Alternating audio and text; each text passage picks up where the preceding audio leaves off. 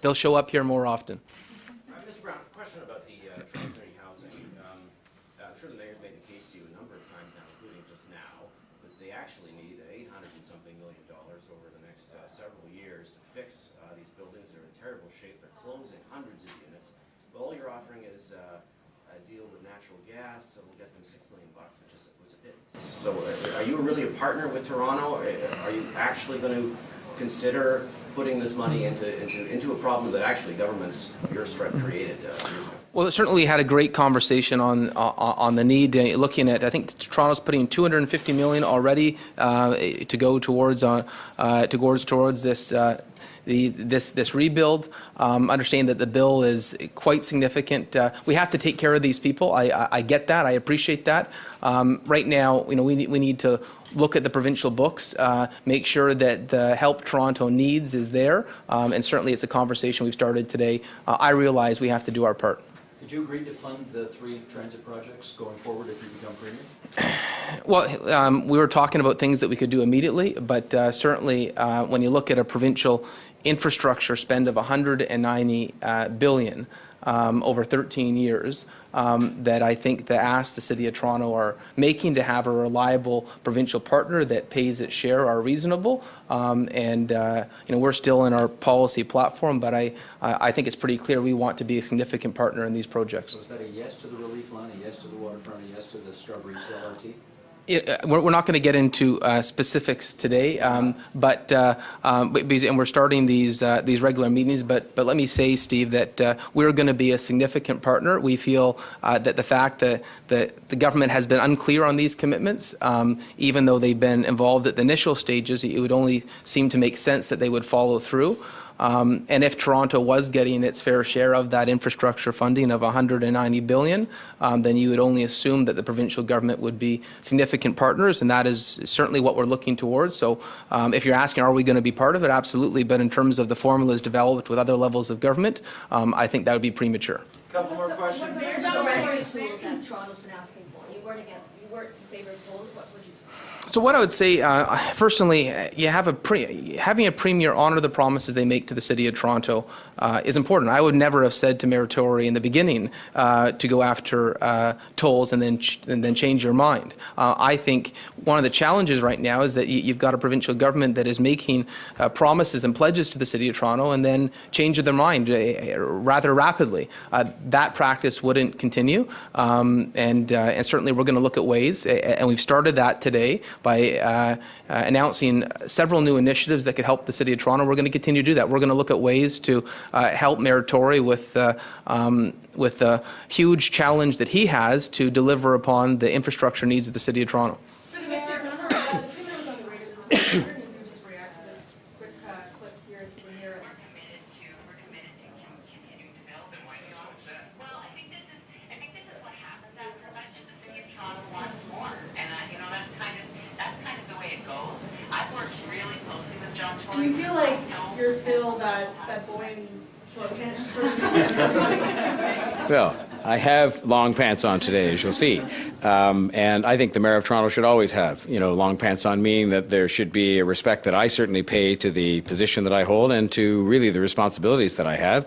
And I will say I have worked quite well and will continue to work well with Kathleen Wynne as Premier of Ontario. But we've made it very clear over a number of months, privately and publicly, if we're going to fix traffic, if we're going to provide people with the proper public transportation that they need in this city region, but I'm talking about Toronto, then we have to move forward now, which the federal government has found a way to do, and say these projects for the future, the relief line, the Scarborough LRT, the waterfront LRT, we're going to commit to them now. Commitments which won't actually have to be paid for a number of years, but we can get on in all seriousness with building out this transit network and giving people some hope that the traffic is going to get better. So I will continue to work with her, and she hears my words both privately and publicly, but I must say in the budget there was nothing on this.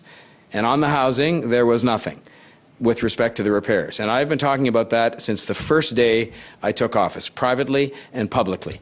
And having no response to it is very frustrating because I met some of the people again yesterday, as I've met them over and over again. I ran into a woman in the neighborhood we were at, totally by chance. She was on her way to church, and she said hello to me, and I said, now tell me about your unit. And she might well have said, my unit's perfect, there are no problems. She said, every time it rains, there's water in the basement of my unit, and everything gets wet. It's a real problem for me.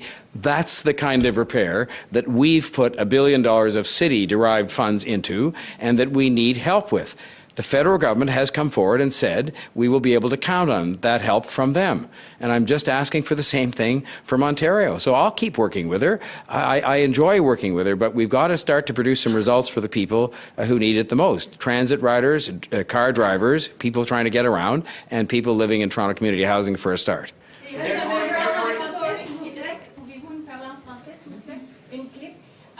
C'est à propos de la Société d'habitation de Toronto. Les logements, c'est vraiment une situation urgente, besoin de réparation. La Ville a besoin de 860 millions de dollars au cours des prochaines années. Pourtant, vous offrez très peu. Pourquoi?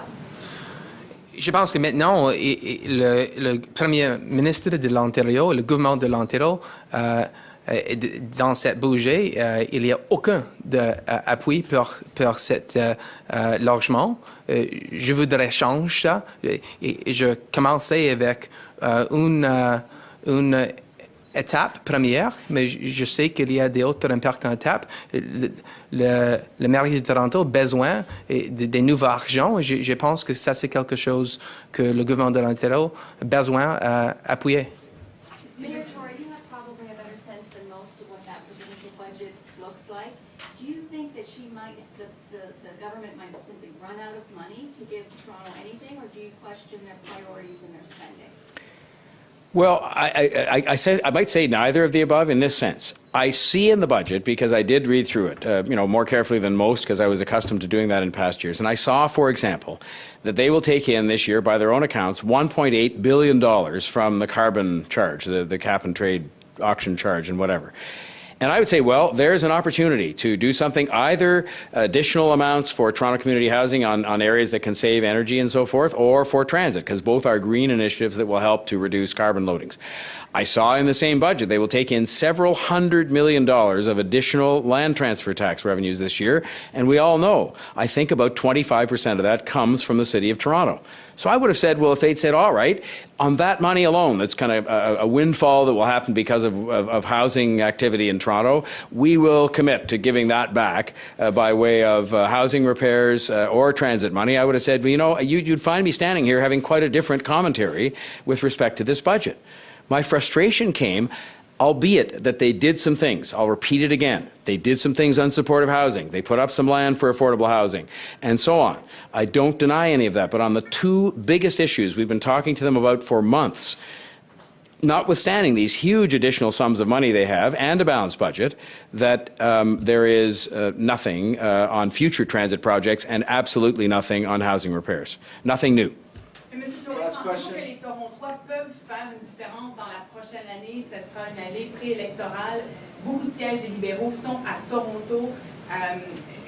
Est-ce que vous leur demandez d'agir, de faire pression? Je ne sais pas, mais je pense que le temps pour l'action, c'est maintenant. Maintenant, ce sont les citoyens qui habitent dans le logement public que c'est une condition très, très mal. Et maintenant, nous avons un problème très sérieux avec le trafic et nous avons besoin des projets pour la transportation publique, transportation en commune, maintenant pour le futur. Les élections, ne c'est pas, qu'est-ce que c'est le mot, relevant. C'est pas relevant. C'est les besoins de maintenant. The one thing I would add is I'm sure Stephen Del Duca is going to talk about highlight reels of what they did 10 years ago. When the Toronto Raptors hoped to win their second round series, they're not going to do that by playing highlight reels from what Vince Carter did years and years ago. I think what Mayor Tory's contention is we need help now. We need help for the city on a number of fronts, and we put a lot of thought to that as an Ontario PC party, the ways that we can support the City of Toronto. We've come up with some initial steps today, but we're going to continue this dialogue to make sure they have a partner they can rely on and a partner that supports the infrastructure needs of the City of Toronto. Mr. Brown, why would a change in government speed up a project like the Scarborough subway? How would you get that going faster?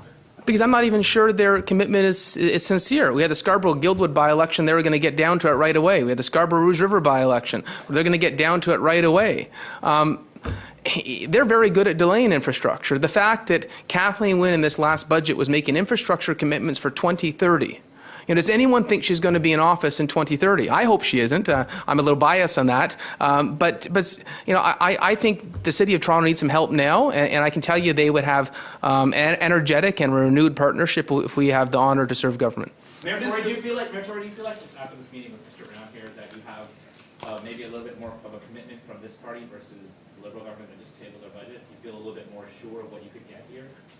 What I have, I think, is a very excellent beginning to a dialogue that I'm going to be having with all of the party leaders, including the Premier. While she's the Premier, she is still the leader of a party who will contest the election, and I'm interested in seeing platforms which take account of the legitimate needs of the people of Toronto on things like housing and on things like transit for the future, so that we can build Toronto up and make it strong and make it continue to be the engine that drives Ontario, which is the truth. People outside the city don't like to hear me say that because they sort of don't like big bad Toronto, but the fact is, what goes on here, the social and economic health of the city is vital to the success of this province. And I'm happy that as the second part of that dialogue, by first I had Ms. Horvath here, as you know, a couple of months ago, as the second part of that dialogue, that I had a very excellent meeting today, and that Mr. Brown came not at my request. He came at his own initiative with some things that he had seen on Smart Track, on Toronto Community Housing, and on a number of other files that he could proactively say the PC party will address if it forms government, and I think that's a great start. It's a dialogue that's going to continue with him and with all the other leaders, because my job is to stand up for Toronto, to promote the interests of Toronto. When people don't address the issues of Toronto, I have an honest obligation to say so and to continue to work with all of them to make sure we get what we need to run a stronger, fairer city and make sure it can be the engine that continues to drive the success of this province and of this country. Thanks very much.